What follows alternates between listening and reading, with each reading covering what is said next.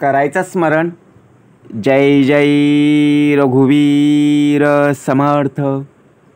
श्री समर्थ कृपेने एक सुंदर असा बोध, एक सुंदर असं श्रवण आपल्याला प्राप्त झालेलं आहे. या श्रवणाच्या माध्यमातून उत्तमचं सामर्थ्यसुद्धा समर्थांनी प्राप्त करून दिलेलं आहे. बघा, प्रत्यक्षपणे भाग कसा दिलेला आहे, नक्कीच श्रवण करूया. समर्थ म्हणा,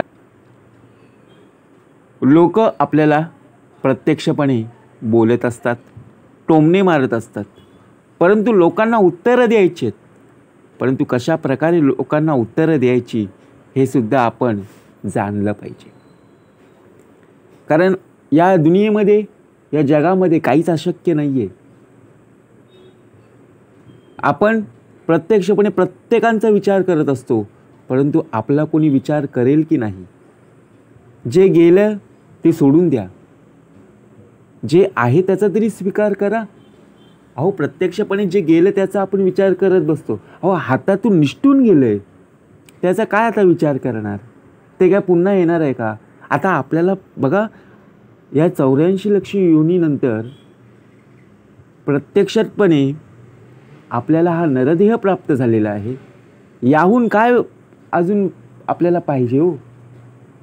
एवढं भलं मोठं सामर्थ्य प्राप्त करून दिलं असताना अजून आपण बघा प्रत्यक्ष लहान लहान गोष्टींचा विचार करतो. अहो, जे आहे आपल्यामध्ये ताकद आहे, अजून आपल्याला कष्ट करण्याची हिंमत आहे अजून, तरीसुद्धा जे गेलं आहे त्याचाच आपण विचार करत बसतो. भिंतीमध्ये एका कोपऱ्याला टेकून बसतो आणि विचार करत बसतो, काय होणार, कसं होणार. समर्थ म्हणाले, जे आहे त्याचा स्वीकार कर आणि जे घडवायचं आहे त्यावर विश्वास ठेव ना. परंतु आपण विश्वास ठेवत, आपला विश्वास संपूर्णपणे दुसऱ्यांवर अवलंबून असतो. मग कसं होणार? आपल्याला जे करायचं ते ठामपणे त्या कार्यावर विश्वास असणं गरजेचं आहे. आपला संसार सुखाचा करण्यासाठी घरात किती सुखसोयी उपलब्ध आहेत, यापेक्षा आपण जाणून घेतलं पाहिजे घरातली माणसं ते किती आनंदाने आहेत. घरामध्ये सर्व सुखसोयी आहेत. घरामध्ये AC लावलाय, TV आहे, करमणुकीसाठी, खेळण्यासाठी इतरत्र साधन आहेत. परंतु सर्व बघा, पैशाचं टेन्शन नाही, कुठल्याही प्रकारची चिंता नाही, तरीसुद्धा एवढं सामान, वस्तू असताना, सर्व सुखसोयी उपलब्ध असताना आपण अजूनपर्यंत बुचकळ्यात आहोत. अहो, एकमेकांना आपण समजून घेतलं पाहिजे, तरच जीवनात आपण बघा प्रत्यक्षपणे संसार सुखाचा सुद्धा होईल. आणि एकमेकांना समजून घेतलं तर नक्की प्रवास हा सुखकर होईल. आपण फक्त विचार करतो समोरची व्यक्ती काय म्हणते, काय बोलते, आणि याला उलट उत्तरं आपण कशी देणार. त्यांची प्रश्न कितीही असू दे, आपलं फक्त एकच उत्तर हवं, ते म्हणजे मौन. शांत राहा. त्याने कितीही प्रश्न विचारू दे, त्या प्रश्नाचं उत्तर आपल्याकडे आहे तरीसुद्धा आपल्याला देता येत नाही. आपल्याला सुद्धा राग येतो, मत्सर येतो, क्रोध येतं. परंतु समर्थ म्हणाले, आपल्या मुखातून, आपल्या वैखरीतून वाईट शब्द का घालवायचे, का त्यांना उलट उत्तरं द्यायची. अहो, आपण समजून घेतलं पाहिजे. त्यांना उलट उत्तरं देण्यापेक्षा आपणच मौन धारण केलेलं उत्तमच आहे ना. म्हणजे ती व्यक्ती पुन्हा प्रश्न विचारायला येणारच नाही, कारण पहिल्या प्रश्नाचं त्यांना उत्तरच मिळालेलं नाही, तर दुसरा प्रश्न विचारून काय अर्थ आहे का. म्हणून पहावे आपण असे, आपण शहाणं बनलं पाहिजे. टोमणे मारतायत ना, मारू दे ना. त्यांना टोमणे मारायची फक्त सवय लागून गेलेली आहे. आपण फक्त त्यांच्या बोलण्याकडे विश्वास ठेवायचा, त्यांच्या बोलण्यावर लक्ष ठेवायचं आहे. त्यांना उत्तरं फक्त देत असताना आपली वैखरी कधी फुकट घालवायची नाही.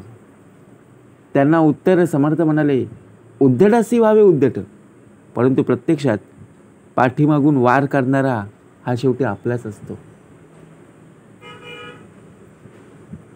बरोबर की नाही? म्हणून लक्ष ठेवा, रात्र वैऱ्याची आहे असं आपण म्हणतो, परंतु दिवस हा उत्तमाचा आहे. दिवस जर आपला उत्तमाचा जात असेल, स्मरणामध्ये असेल, तर रात्रसुद्धा उत्तमाचीच असणार आहे. कारण प्रत्यक्षात जर पाहायला गेलो, मरण कोणाला चुकलं नाही हो. प्रत्येकजण मरणाला घाबरतोय. प्रत्येकजण बोलत असतो, मी मरेपर्यंत काम करेन, मरेपर्यंत याच्याशी बोलणार. विचार करा. परंतु आपण एवढंच केलं पाहिजे की जोपर्यंत आपण आहोत ना, तोपर्यंत लोकांच्या प्रश्नाला उत्तर देण्याऐवजी आपण आपल्या स्मरणामध्ये राहिलं पाहिजे. समोरच्या व्यक्तीच्या चुकीवर कितीही आपण रागवलो तरी पण चालेल, पण समोरची व्यक्तीने आपल्याला प्रेम दिलं पाहिजे आणि माफ केलं पाहिजे. ही गोष्ट आपल्यामध्ये असली पाहिजे, त्यांच्यामध्ये असली पाहिजे, तरच माणुसकीचं नातं आपल्याला पाहायला मिळेल. आपण जर बोलत गेलो आणि समोरची व्यक्ती फक्त ऐकत राहिली आणि आपण बोलण्याने तिच्या हृदयाला, प्रत्यक्षपणे मनाला, बघा, कारण आपली शब्द असतात ते धारदार असतात. म्हणून समर्थ म्हणाले, कुणाच्या अंतरी लागेल धक्का, ऐसी वर्तणूक करू नका आणि कुणालाही बोलू नका, कारण बोललेला शब्द पुन्हा माघारी घेता येत नाही. बरोबर की? म्हणून भाग दिलेला आहे. ज्यांच्या असण्याला अर्थ असतो त्यांच्या नसण्याची पोकळी जाणवत असते. आता घरामध्ये आपल्या सर्वजण असतात, परंतु घरामध्ये सर्व वर्ग कुटुंब आपल्या सोबत असतो. जेव्हा आपल्यासोबत असणारी मंडळी, जेव्हा आपल्यासोबत असणारी लोक, त्यावेळी लोकांचं आपल्याला महत्त्व कळत नाही, आपल्या कुटुंबाचं महत्त्व आपल्याला कळत नाही. परंतु त्या कुटुंबातला एक जरी कमी झालं ना, एक जरी आपला साथ सोडून निघून गेलं ना, मग बघा ती पोकळी तशीच निर्माण होत असते. मग आपल्या हृदयाला सतत ती जाणवत असते. कारण का? त्या व्यक्तीने सुद्धा आपल्याला तेवढीच मदत केलेली आहे. आपण जिथे कमी पडलो तिथे प्रत्यक्षपणे बघा हातभार लावलेला आहे. आपण आपल्याच कुटुंबावर रागवायचो, बोलायचो, परंतु ती व्यक्ती कधीच तापट नसायची, कधीच कोणी रागवत नसे.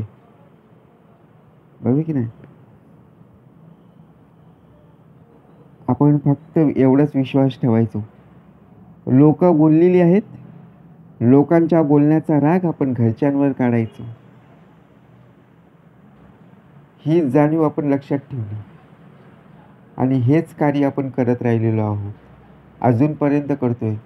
अहो, जे कार्य करत असताना जिथे आपल्याला त्रास होतोय ना, तिथलं तिथे मिटवलं पाहिजे ना. अहो, प्रत्यक्षपणे कंपनीमध्ये किंवा ऑफिसमध्ये एखादी व्यक्ती, एखादा बॉस किंवा एखादा सिनियर जर आपल्याला बोलत आहे, रागवत आहे, अहो तिथला प्रश्न तिथे सॉल्व्ह झाला पाहिजे. घरी येऊन आपला राग आपल्या आईवर, वडिलांवर, बायकोवर, मुलावर असं काढून का उपयोगाचं आहे का हो? नाही ना. म्हणजे प्रत्यक्षात जर विचार केला, खोटी शपथ घेत जर राहिलो तर माणूस मरेल का? खोटी शपथ घेत राहिलो, जेवढं आयुष्य आहे तेवढंच प्राप्त होणार आहे का? खरी शपथ घेतल्याने माणूस जिवंत राहील असं नाहीये. खोट्या शपथा पण लोक घेतात. माणूस जन्माला आला की मरणारच आहे. खोटी शपथ घेऊ नाही तर खरी शपथ घेऊ. जेवढं आयुष्य प्राप्त आहे तेवढं आयुष्य, जेवढी शिल्लक आहे तेवढी शिल्लक संपल्यावर आयुष्य संपलं. बंद करा. लोकांचा आपण विचार करतो ना, लोकांचा विचार करण्यापेक्षा आपण आपल्यावर स्वतःवर विश्वास ठेवणं गरजेचं आहे. कारण आयुष्यात शांत राहण्याचा एकमेव मार्ग म्हणजे ज्या गोष्टी आपण बदलू शकत नाही त्याबद्दल विचार करणं सोडून दिले. आयुष्यात आपण शांत केव्हा राहतो? जर एखादी गोष्ट करत असताना आपल्याला त्रास होत असेल किंवा एखादा मार्ग मिळत नसेल किंवा पैशाचा प्रॉब्लेम असेल तेव्हा आपण शांत राहतो. कारण का? आपण विचार करतो, अरे मला ही गोष्ट करायची परंतु भांडवल नाही आहे. बरोबर. दुसरी गोष्ट, आपण शांत का राहतो? कारण जे कार्य आहे ते आपल्या मनाविरुद्ध आहे. जर मनासारखं असतं तर आपण केलं असतं. म्हणजे ज्या गोष्टी आपण बदलूच शकत नाही त्या गोष्टीचा विचार करणं आपण सोडून दिला पाहिजे ना. परंतु त्या गोष्टीचा आपण सतत विचार करतो. त्या गोष्टीचा विचार केल्यामुळे आपल्याला दुसरे काही प्रश्न असतात, दुसरं काही कार्य असतं, ते कार्य आपल्याकडून होतच नाही आहे. मग असं का होतं? मग आपण अजून दुसऱ्या गोष्टींचा विचार करणं आवश्यक आहे का? आयुष्यामध्ये जे तुम्हाला मान देऊन सोबत घेऊन जातात त्यांचाच मान राखा ना. या जगात मान देऊन कान भरणारे आणि तोंडावर गोड बोलून पाठीमागे वाईट बोलणारे खूप असतात. आपण जाणून घेतलं पाहिजे. समोरासमोर तोंडावर स्तुती करतात आणि आपली पाठ फिरली की जैसे ते. मग कोणावर विश्वास ठेवायचा? आपण सुधारलो पाहिजे. आपण आपल्यामध्ये बदल केला पाहिजे. कारण एखादं पान असेल बघा झाडावरचं, ते झाडावरून खाली पडलं की ते पुन्हा जॉईन करता येत नाही. कारण त्या पानाने झाडाची साथ सोडलेली आहे. मग आपण जर एखाद्याच्या मनातून उतरलो, पुन्हा जॉईंट होता येईल का? शक्यच नाही आहे. कारण तो आपल्याला तिथे थाराच देणार नाही आहे. मग आपण जवळीक साधायची. म्हणजे काय? आपलं बोलणं कसं आहे, आपलं चालणं कसं आहे.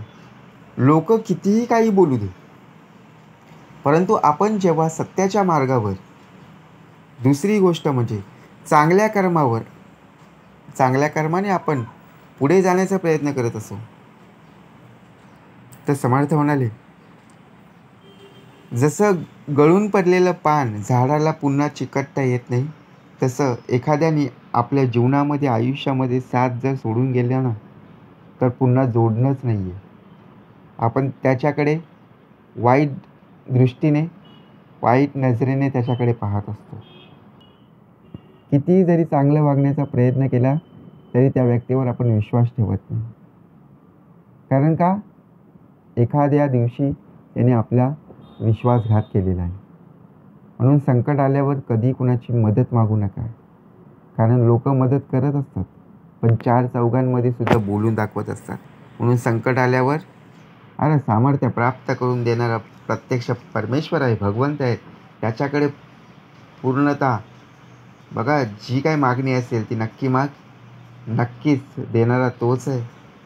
आपण जर एकमेकांकडे जर मागायला गेलो ना मदत, तर लोक शेवटी बोलणारी आहेत. ती सुद्धा अशी नाही तर चार चौघांमध्ये आपली इज्जत घालवणारी. म्हणून लोक प्रत्यक्षात बघा टोमणे मारत असतात, त्यांचा विचार अजिबात करू नका.